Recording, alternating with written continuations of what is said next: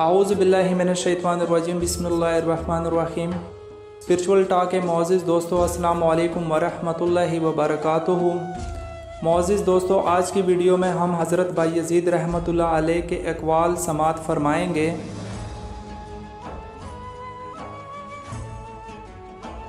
لوگوں نے آپ رحمۃ اللہ علیہ کو بتایا کہ فلاں مقام پر نہایت بزرگ شیخ ہیں، آپ اس کے دیکھنے کے لیے تشریف لے گئے۔ جب آپ اس کے قریب پہنچے تو اس مرد نے تھوک قبلہ کی طرف پھینکی۔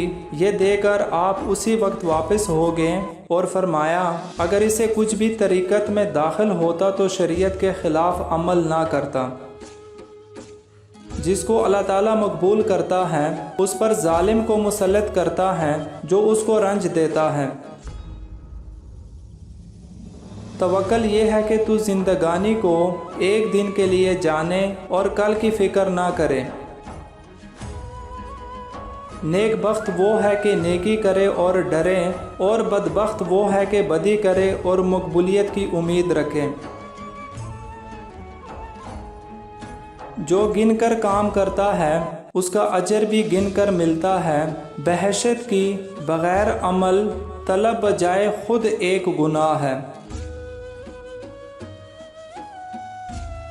ایک شخص نے آپ سے کہا کہ میری عیال زیادہ ہیں اور معاش کم ہے۔ فرمایا اپنے گھر جا، جس کو دیکھے کہ اس کا رزق تجھ پر ہے اس کو نکال دے، اور جس کو دیکھے کہ اس کا رزق اللہ تعالیٰ پر ہے اس کو گھر میں رہنے دے۔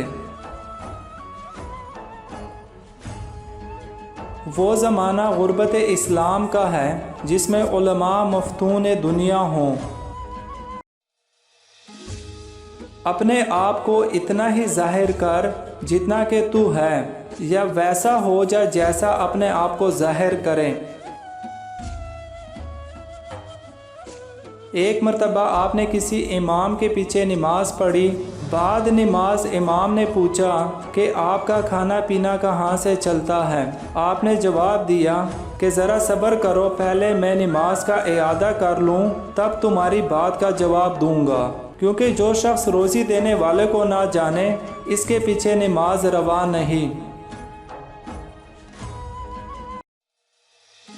جو نیکی فی الفور کسی نور یا علم کا پھل نہ دے اس کو نیکی نہ گن، اور جس گناہ کے بعد فوراً اللہ تعالیٰ کا خوف اور توبہ میسر آ جائیں اس کو گناہ نہ گن۔ نفس ایک ایسی چیز ہے جو ہمیشہ باطل کی طرف رخ کرتی ہے۔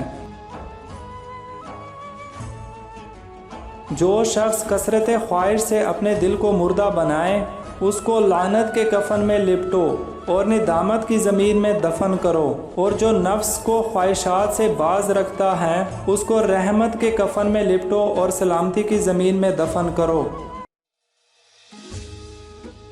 ایک مرید نے کہا میں 32 سال سے آپ کے پاس رہتا ہوں، آپ ہر روز میرا نام دریافت فرماتے ہیں۔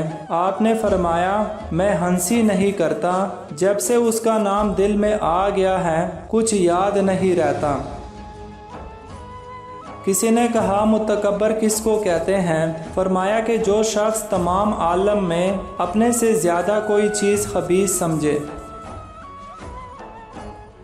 برے اعمال اللہ تعالیٰ کے ساتھ صریح دشمنی کے مترادف ہیں۔